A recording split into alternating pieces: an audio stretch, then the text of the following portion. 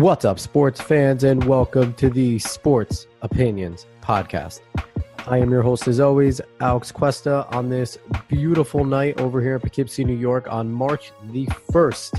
It's ridiculous how quick this is going, but Sports Opinions Podcast is still going, and I am back on the 1st of March with a familiar voice that we have heard before.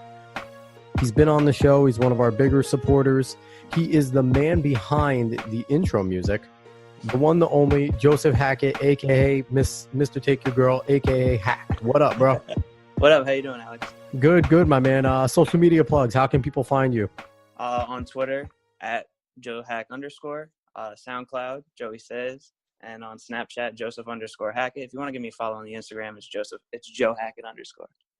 And don't you mentioned that SoundCloud very subtly. Don't skip on that SoundCloud.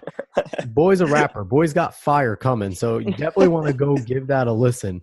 Don't discredit. Don't shoot yourself low, man. Give that proud. Yeah. Of course. All right. So today is going to be very football heavy, which always seems to be with Joe. Me and him did one of my favorite podcasts thus far when we had the amazing misunderstanding of talking about the top quarterbacks, and he thought we were talking about the best looking quarterbacks. Yes. That was a good time, but Jimmy G stole that cake. How do you think Jimmy G is going to bounce back this year? That ACL is tough, but if they get the right protection under him, I think he'll be all right. He's still a quarterback. You don't need your legs to throw. That's true. We will talk about, because I have a question about San Francisco and their free agency situation, but we'll talk about that more when we get down to free agency. We're going to start with the football that is currently happening, and I'm not talking about the NFL Combine. I really don't care about the NFL Combine. I've stopped caring about anything preseason, anything like that. Like, I don't care about that stuff anymore. Do you really care about any of that nonsense? Not too much, and I think one of the best franchises in NFL history, the New England Patriots, proved that to be true. They take these little guys who run, 4.8s and turn them into superstars. Yeah, and isn't it miraculous though? Kyler Murray's measurables are so close to Russell Wilson's. That means he's going to be Russell Wilson, right? I wouldn't go that far. Yeah, I don't want to crap talk the kid, but he's pretty short. They have him listed at 6 foot, which means they give him an inch, give him 5 pounds. So it's probably 5'11". Well, he has to get on a franchise that doesn't hold, like the Seahawks, apparently. But I digress. Yeah. We're going to talk about the football that is currently going on. It's a league that I constantly bring up because I think it's something that's pretty damn good. It is pro football in the spring, is the Alliance of American Football, the AAF, the Alliance. We've been on this bandwagon, I think, since I brought it up. I think at the end of last year, I started talking. We were all hyped about the XFL. And then as I did research, I'm pretty sure I think I'm the one that was like, yo, they're coming out with this thing called the Alliance, and it looks damn awesome. And then I also discovered the Freedom Football League. We were kind of talking about that, but the Alliance is here. It's the first spring league to start. We're 3 weeks deep. What's your impression of the league so far? Number one, I hate all the kickers. I think the kicking is just awful. And maybe because I'm a Stallions fan and Taylor Bertolette has just been god-awful, but Nick Folk hasn't been good. A lot of past New York Jets. I think the New York Jets take the cake for the most mediocre All-Stars. For example, there's Jalen Marshall. He's doing really well. Dylan Donahue, Charles Johnson leads the AAF in receiving. Nick Folk, Taylor Bertolette, thank God we moved on from him, and Christian Hackenberg just being awful there. Yeah, Christian Hackenberg needs to retire. I'm sorry. I don't like knocking anybody like that, but he had a nice run, but he couldn't really complete a pass in the AAF. And if you're still trying to get back in the NFL, you should be dominating the AAF. Yes. So, I have similar impressions where I just think it's a really good league. I've said my piece on it already a few times. They play real football. They hit. Yeah. They have great coaching that sets everything up. It is the same pace basically as the NFL, which was my biggest concern was the pace of the game. Yep. That was my biggest takeaway. I have it listed here is it's faster paced than I expected it to be. Yeah, I was actually expecting that we were just going to watch like a Bama Clemson level game every single week, and I think it's better. I think it's better football than you get from top-notch college. I think it's harder hitting. And a lot of these guys have 3, 4, 5, 6 years of experience either actually playing in games or practice squads. So they're legit NFL players in this league. And another thing I noticed is the refs, they keep the flags in the pocket for the most part. That first hit, I forgot who it was, in the first game of AAF's history. I think it was That on like quarterback, Beer Vinky. I don't know how to say his name of the they fleet. ended his career. He didn't Yeah, play he's now. not playing anymore. He's not. He played like 3 series after that, and they yanked him. So I love that they keep the flags in the pocket. I think that's the true source of all the viewerships. Pass interference is down a lot, as well as roughing the passer, which every football fan loves to see that. And I think the reaction and the response the first week, the Mm-hmm. primetime games had a higher rating than I think it was like Houston playing some other. It was a big basketball game in primetime, Mm-hmm. and the AAF beat it in week 1. And I think their ratings have stuck together through week 2 and week 3, where they're having a pretty consistent group. And I think it has a lot to do with just how accessible it is, and when it is on TV, what networks it's on. It's on CBS Sportsnet. It's on NFL Network. And then you can get anything on their app, on their website, and Bleacher Report Live is working with them. They did this the right way in my eyes. Oh, yeah. I think the marketing strategy has been perfect. I wish they started marketing it a little bit early to a wider audience, because I feel like it would have blown out the basketball like it already did. But I think it could have been so much better if they started marketing it maybe at the beginning of the NFL season. Yeah, this is definitely a test season. And being a test season, there's bound to be hiccups. One was a major hiccup going into week 2.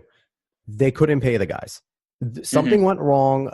They said it had to do with, money not being cleared, a deal basically not being paid through, and they were short. Thank God the owner of the Carolina Hurricanes came through and gave them a $250 million loan, which is a lot of money. But when you do the math, every player makes $85,000 a year because they're all on 3-year, $250,000 contracts with incentives.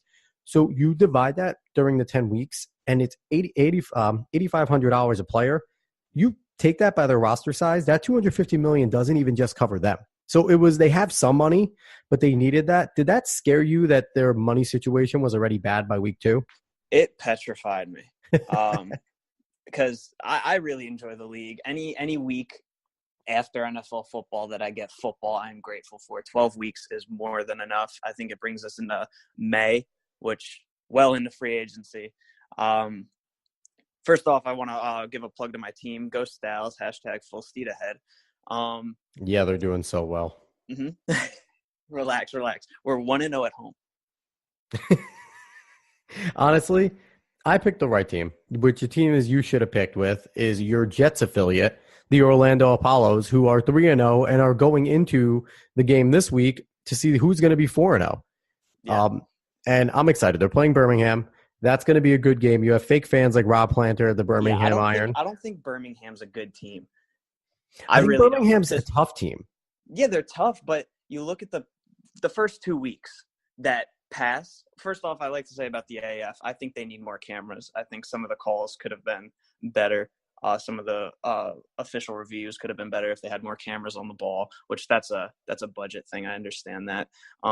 But that drop, that should have been a drop that led to a Birmingham touchdown. That really helped them in their first game. And then you have Taylor Bertolette. Once again, thank God the Jets moved on from that guy missing, what was it, 3 or 4? I almost had an aneurysm watching that game. Yeah, but you have the revival of Trent Richardson over on the Iron, where he did this in college. He dominated. And then he had some sparks of it in the NFL. I get it. He was on the Browns. And that is at the time where the Browns were the most dysfunctional franchise in sports. And he didn't have much of a chance. He's coming back here. He's having a revival, and he's definitely going to give some teams something to think about when they watch his tape. He's been dominant. Yeah. He's been absolutely dominant. He runs hard. He's doing great. I think without him, Birmingham is not where they are. And it's in a league where the offensive line play isn't very good, which means he's making a lot of his own yardage. Mm-hmm. And that's what I hope gets better, the offensive line play, because then you can get rid of the rules where you could only rush 5. I think that that hurts a lot of defenses, and you saw it week 1. The illegal formation penalties on the defense were through. Yeah, it's going to be an adjustment period because they did it to protect the linemen and protect the quarterbacks, and you saw quarterbacks still getting hit a lot, even with that attempted protection. It's going to get better. Now, big question for you is, this season so far, through 3 weeks, to me has been a roaring success. You've had people latching on left and right. The play is good.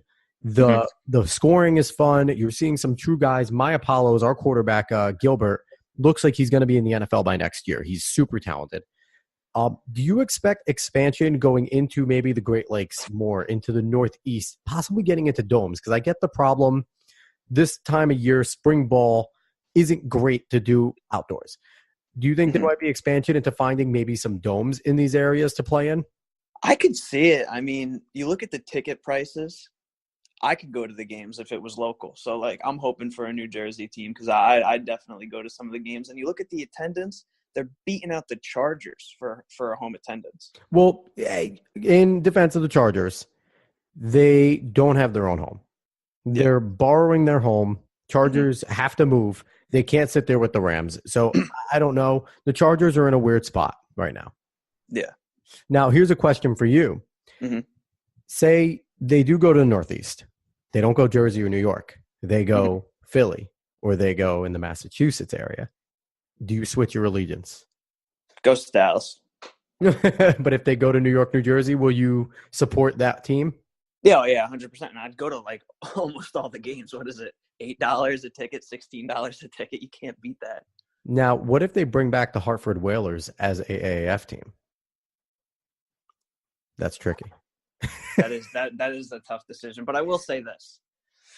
Coming off the news of the $250 million loan, I think Johnny Football will be the savior of the AAF. And whatever team he goes on, I will switch my allegiance. They said they will talk to him if everything checks out. If he's clean, if he's clear. Yeah. Now, they didn't dispose. He did get kicked out of the CFL. I think he did it on purpose. From yesterday. Me too. He did it on purpose. Me too. Yeah. And I don't know if it's to go here or if it's to go to XFL or even the Freedom Football League, because he would do well in a league where he's allowed to be flashy, and which it doesn't seem like that's the AAF. If you look, one of the fun things about the AAF is, they do some of the they're quick celebrations. There's nothing expansive. It's about the team. It's about putting your best film out there. Yeah. And the guys just go to work in the AAF. I think that's the funnest part. They just go to work and they just play ball. Yeah, none of these guys want to act like clowns in front of NFL teams. There's been, I think, one fight that I've seen throughout 3 weeks. Which is okay. Passion is okay. That happens. But these guys, they're all focused on showing out for NFL teams. And that's why I think the AAF has a chance to succeed, because these guys know that this is a direct link, because the NFL network's involved. NFL has stake in this league. So I don't think they're going to let this go unless it really falls down on its face. But it all comes down to support. We need, like, the ratings compared week 1 and week 2. It was a dramatic drop. Even though they were still pretty high, it was a dramatic drop. So, which was to be expected. Yes, this is a call to action for all football fans who want football for 12 weeks at least after the NFL season. You got to watch, you got to support. Even if you just leave the TV on and have it on the background, I do that. I have it on my stream it. I need football. And also, spoiler to everyone, at the end of this month, March, I will be having on Tom Alexander, who is the official Orlando Apollo's team reporter. So that's going to be a good one at the end of this month. I messaged Tom Alexander. He agreed to come on. I'm really excited to have him on because, I mean, you know it. We've been our group of friends have been some of the biggest supporters of the AAF. We argued inside of our friend group about what teams we should like. The amount of banter. Oh, the banter was fun. The tenacity is unmatched by any fans of the AAF. If we could ever put that up anywhere without all losing our jobs, that would be awesome, but we can't. Full speed ahead. Hey, listen, take aim, hashtag. But all right, so moving on. We talked about all the superstar Jets in the AAF that hopefully get their second chance. Now we're going to talk about the actual Jets. We are in combine mode now. The useless combine is going on. Useless for the guys on top. It really is. I think the guys underneath, it definitely brings guys up. A guy like a John Ross, who we see is out there. Ross wouldn't have been anyone if he wasn't fast as hell at the combine. No one would have known who he was. Well, Ross should have his own island right now if he just wore Adidas cleats. I hate you so much. That upsets me to this day. But so we're in combine mode. That means free agency is also around the corner. Our Jets have $760 billion to spend, it seems like. And if you go on Jets Twitter or look at Jets Twitter, they are going to get every single free agent of all time ever at every single position. And we are finally going to beat the Patriots. Now, we're going to snap back to reality. Jets need to fortify their line. They need to find a pass rusher. And they need to figure out what the hell they're doing at running back. Crowell's gone. It's likely Bilal Powell's gone. I would be really uncomfortable if we go into the season with Cannon McGuire and somebody else that's not a star. So they need to get some reliable running back.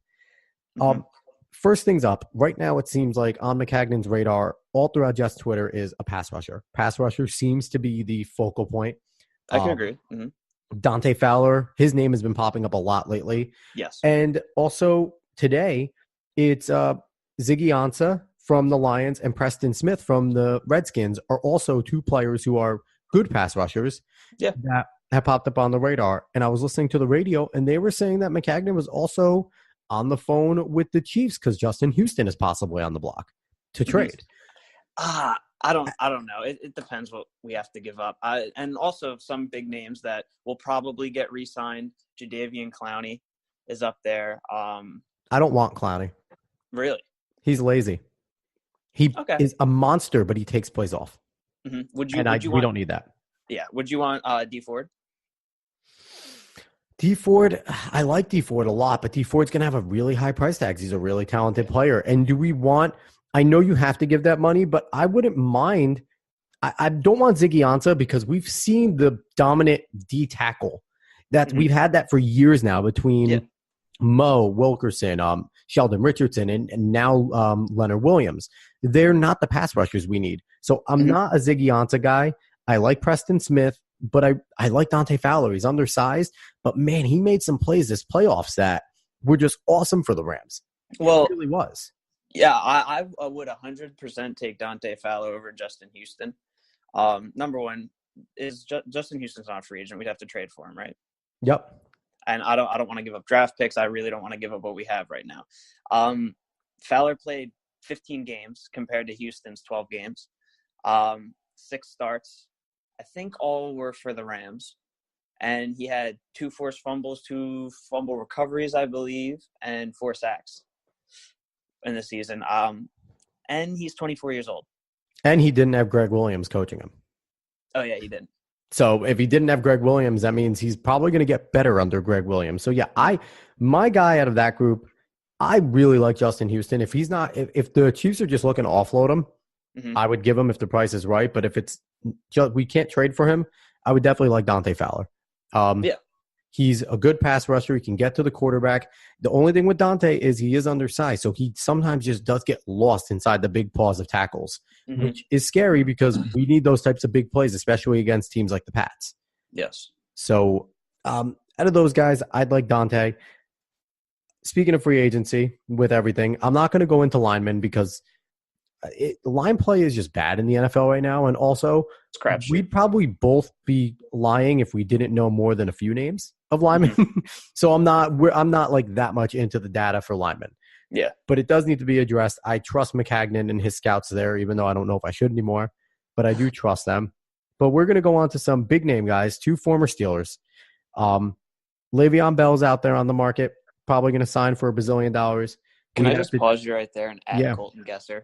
Your entire team's falling apart.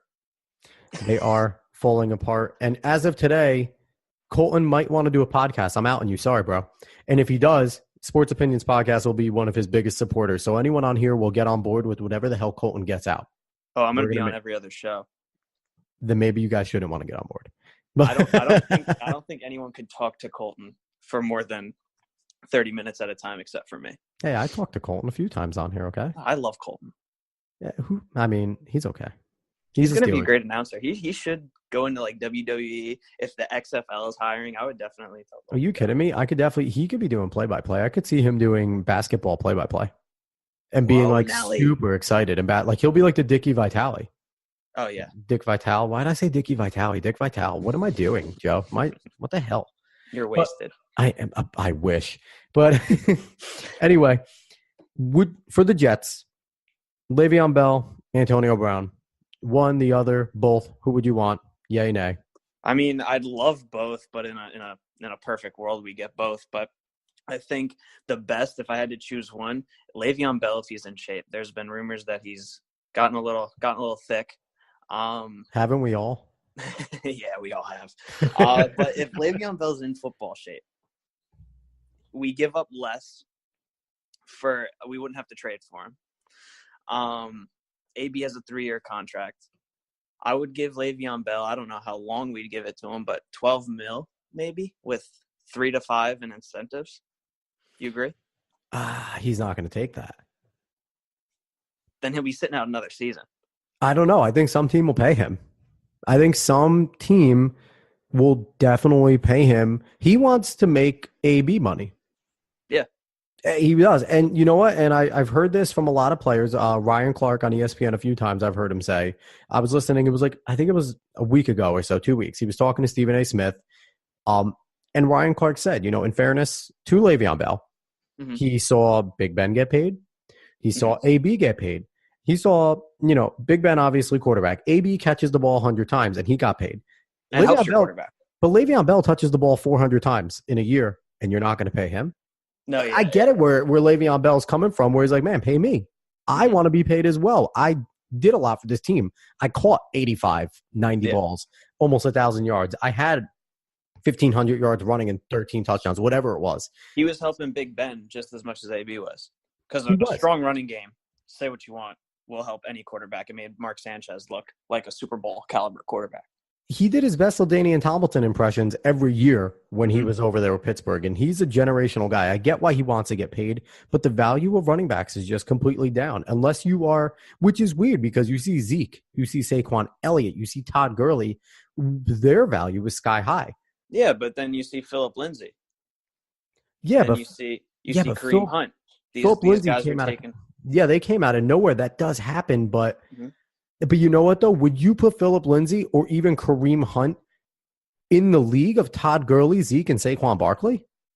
I mean, first off, I want to not condone what Kareem Hunt has done. But if it came down to either him or Le'Veon, I'd probably take him because of the price situation, and I think they're both close to one another when it comes to skill. See, I think I don't think it's close at all. Really? I really don't. I think Kareem Hunt's a very good player. I think he's a starter, obviously, maybe even a star. I don't think he's a generational talent. And I think you look at Le'Veon Bell, and Le'Veon Bell's a generational talent. But at the same time, you don't need a generational running back to win a Super Bowl. No, but it's nice. Oh, yeah, it is nice. But you look – I hate to keep referring to the Jets, but back when they had their back-to-back AFC championship game, yeah, I know they had LT. But you also look at who also was getting a bulk of the carries with Sean Greene. Yeah, but Sean Greene showed that he's a north-south guy. He's not a lead guy. He's a spellback. And, you can look at teams like the Patriots. The Patriots have like 9 running backs that all do the same exact thing. And it works for them. But I don't know. I with Lev, my personal thing is I'd rather have AB than Le'Veon Bell. I think that having that dynamic type of talent for Darnold to throw to would be great. Right now, I think they're saying that the best the Steelers can hope for is a second-round pick. So I wouldn't want I'd give that up. I'd give that up. I would give that up for AB in a heartbeat. Because you look at McCagnon's list of second-round picks. I think there was only 2 that are still on the team is Marcus May, and I can't even think of the other one. Yeah, so I would definitely give that up for Antonio Brown. But, do they want to keep him in the AFC? I wouldn't if I'm the Steelers. He goes to the NFC and gets away from me. Yeah. Which is why the San Francisco 49ers are a team that has been linked to Antonio Brown closely. And that kind of brought up to my other point.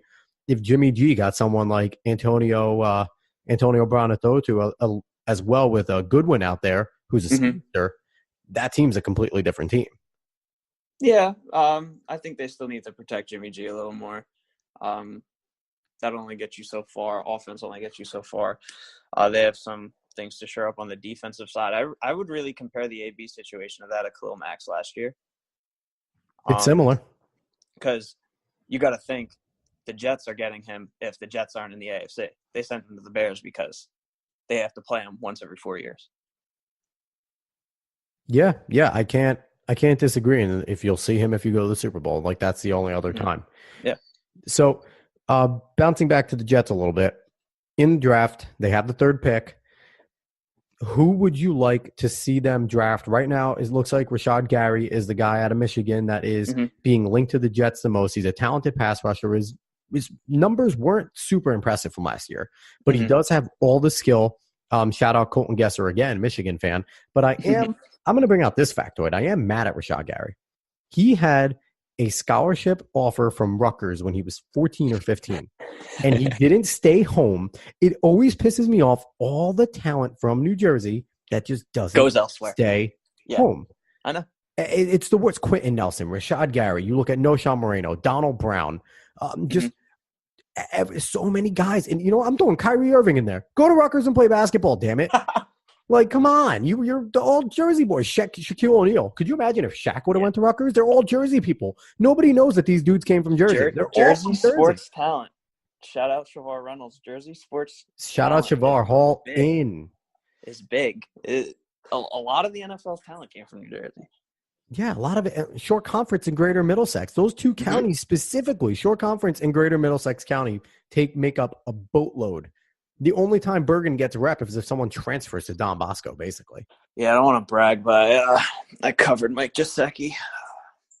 As in covered, you mean he caught the ball over you? Actually, yeah. Yeah, to be completely honest. He walked the entire team for a game-winning touchdown. He didn't catch it. He didn't catch it. I saw the ball hit the ground, but you can't take it away from him. Is Mike Gesicki a starter this year over in Miami? Do you think? Has he refined his skills? His size was his issue last year. I think his issue coming from off-season banter was his ability to understand the playbook, and I think it'll only get better with year two. I think he's a starter. I hope so. The kid's got talent. Again, rep Shore Conference as much as we can out there. So back to the draft. Rashad Gary, I'd much rather see them go after Nick Bosa or Josh Allen. I'm a big Josh Allen guy. And I don't want another interior guy. I know Williams from Alabama has been linked with the Jets, but I do not want another dominant D tackle. Me neither. I'm tired of D tackles. I want my number one pick for the Jets if he falls is Josh Allen. But he's not going to fall. Well, I think it all depends on what happens with the Cardinals. There's talks of them maybe trading out of the one. Now, if they trade out, or taking Kyler with the one and then trading Rosen, that would be ridiculous. They might, but do you think that Josh Allen jumps Nick Bosa? Because Nick Bosa didn't play. He was hurt and he just stayed out. And he's healthy, but he didn't play. And teams understand that. But I think when you look at it at face value, Josh Allen was healthy and you saw a lot of game film on Josh Allen. Yeah. And the thing about when I look at players for the draft, no matter what position they are, no matter where they're ranked, that they play 4 years of college ball. That's why Baker Mayfield was high on my draft board last year. He played 4 years. Nick Bosa has 2 years because I'm not even counting the 4 games or 3 games he played in 2018.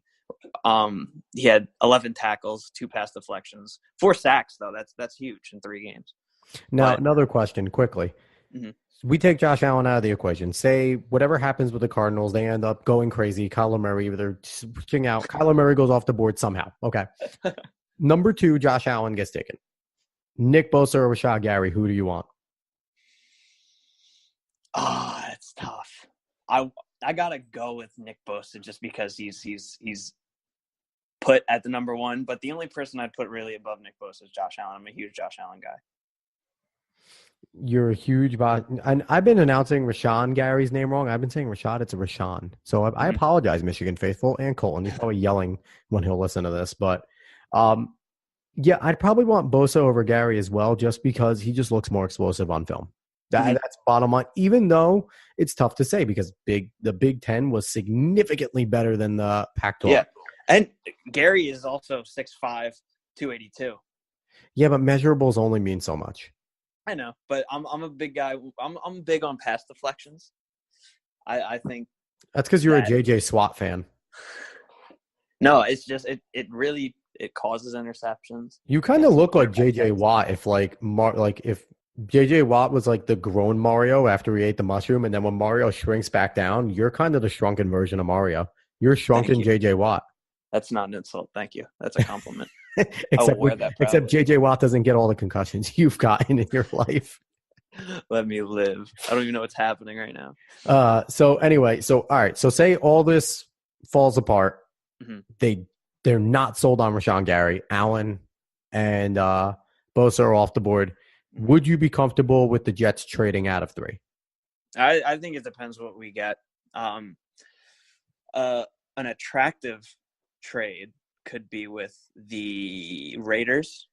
I think they hold 2 number 1 picks, if I'm not mistaken. But they're later. I really think that John Gruden just has every single pick. And to be quite honest, he traded. They own all 30. He traded all 53. Yeah, he traded all 53 players on the roster, and they actually just didn't. They're building play. a team through the draft. Yeah, they really this year they just didn't play. It was a bunch of ghosts running around, and they've John just Gruden decided that they're going to do an expansion draft for the Raiders. Yeah, and John Gruden just kind of salivating on the sideline when he was yelling things. So that's basically all it is, and just giving I'll tell you, man, I love everyone in the draft. Oh my God! Yeah, he just. Do you think that he runs his draft interviews the same way he did the quarterback classroom? 100%. I think so. Let me ask you a question. How much effort are you going to give me? And do you want to know what this play is? The Spider ZY banana. Yeah, Spider you got ZY it. Banana. Oh Jesus Christ! I'm pulling for John Gruden. We have another 9 years of him there. I'm pulling for him with the Raiders for another 9 years. He's going to do good eventually. He's going to make Derek Carr a good quarterback. He's looking at the Browns going, it took them 30 years and it worked. Okay, I can get another 20 out of this franchise. Yeah. Jesus. All right. So going into just free agency in general, what teams do you think are going to be the most active during this free agency period besides our Jets? I think our Jets are going to be active, but who else outside the Jets? Definitely the Colts and Browns. Where are the Colts going to address? I think they're going to go running back. I think they're going to – I mean, they have Mack. Marlon Mack is a beast. But I think they're going to be another team that's going to go after Le'Veon. I think if you could find another receiver to complement T.Y., I don't know if Golden Tate has re-signed with the Eagles. I want him to go to the Jets. Now that O-line still, even though they retooled it, Quentin Nelson's there. He's going to be an all-pro, possibly a Hall of Famer. He's that damn good. Yeah. I think they even drafted another guard, and they're both talented, but that line still hit Andrew Luck a lot. Let him get hit. Would you go out and get a veteran lineman there too? No, because if you look towards the end of the season, Andrew Luck was actually one of the least sacked QBs. I think it was after week 6 or something like that. So I think their O-line is fine. Now, if anyone listened last week, I had Rod Bloom of Cleveland Sports Talk. He's a big Cleveland guy. We talked some Browns. You mentioned the Browns are going to be active, but we kind of talked about, we think they're going to be active, but they're coming back with a lot of the same team. And it's just Baker's going to get better. They picked up Kareem Hunt, who's probably not going to play the first 10 games, but they still have Nick Chubb there. And Nick Chubb is a hell of a runner when he's healthy. And they have Jarvis Landry still on the outside. And that defense with Myles Garrett and they're still they're a good team. They are. I went on record last week saying they are going to win the AFC North. And they are. They're gonna win possibly 10 games, and they're gonna win the AFC North. They're the best team in the AFC North on paper. First off, where else are you gonna go with for them? Well, first off, I'd like to apologize to Ryan Greenhouse and Greenhouse. Greenhouse got kicked out of the bar last night. Very rough night for him. But I think it happens to all of us. Yep, I think Cleveland is going to. I think they're gonna go safety. In free agency, they're gonna definitely go after probably a running back. They're in the top 3 when it comes to salary cap.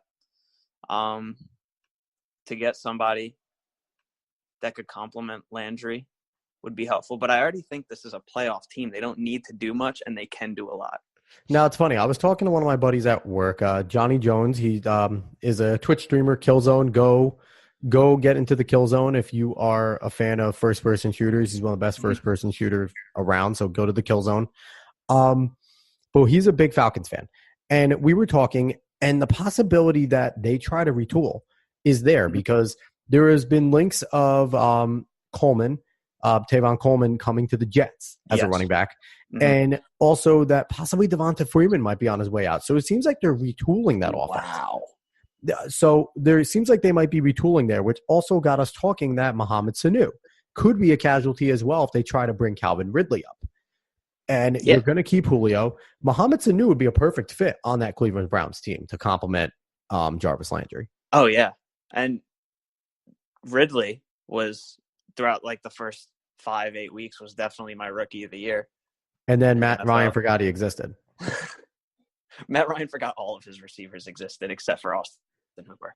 Well, the line also forgot that they had to do a damn thing. That whole team just forgot they were an NFL team. Yeah, but they got rid of Marcus Trufant too. He's out at corner. So that Atlanta Hawks team is going in a weird direction. The only guy that's not out is their head coach. I never get this. Why would you fire both your coordinators but the head coach stays? I don't know. Doesn't the head coach oversee what the hell they do? I'm really not big on defensive head coaches. Yeah, we've seen them so often in the friggin' Jets. They annoy us.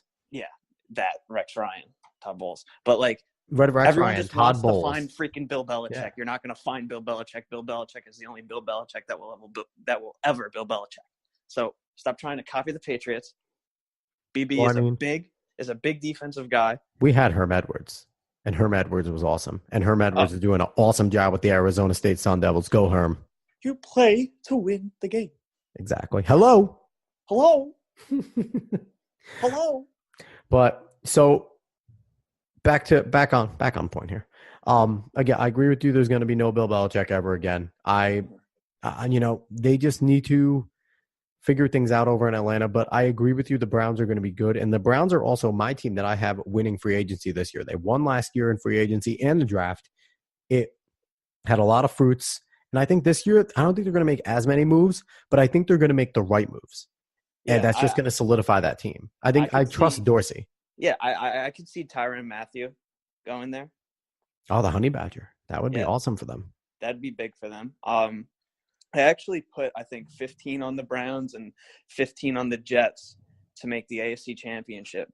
So big payday if one of those come through. Does Baker have a sophomore slump this year? I'm not really big on sophomore slumps. I think that team's only going to get better. Baker's pretty undersized, but people like Drew Brees, Russell Wilson, they make it work. You saw it on the last play of his season last year. If he's taller, that ball gets completed, and the Ravens go home. Steelers are going to the playoffs. Yeah, they battled and everything. I don't think the Browns got blown out last year. I really don't. I don't think so either. And especially once Hugh got fired. I remember I had this big parlay. And they were all locks. I was going to make like $300, and all I needed was Atlanta to beat Cleveland. And it was the week after Hugh got fired. And Atlanta came out and shit the bet against the team that just had their head coach fired. I was fuming. Fuming. But I lost $35. Look at who their interim head coach was. Greg Williams, who is now on the Jets staff. Now, quick question, going back to the Jets real quick, because I've wrapped up free agency in my brain. Adam Gase at first seemed like I didn't mind him, but a lot of people seemed like an odd pick. I was eyeing Adam Gase as the second person to be the Jets head coach. Now, as you see the guys he's been able to bring in as a staff, has that just made you more confident in this hire?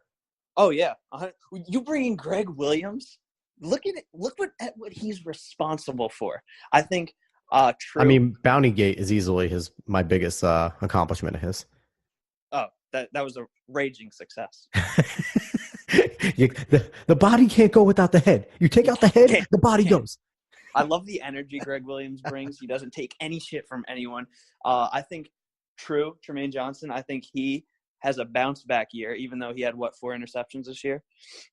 He got burnt a lot. But I also think everyone on the Jets defense last year was confused because Todd Bowles refuses to talk. I'm just going to I'm getting in there, they're playing the game, and the refs saying, I'm getting the Jets. Yeah.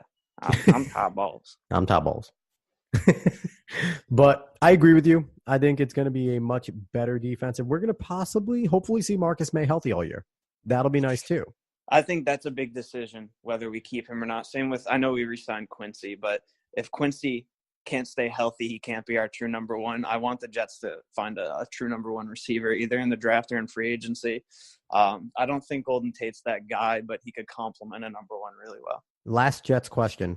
Yeah. Do they get rid of Buster Screen? He is a pass interference No. and holding always.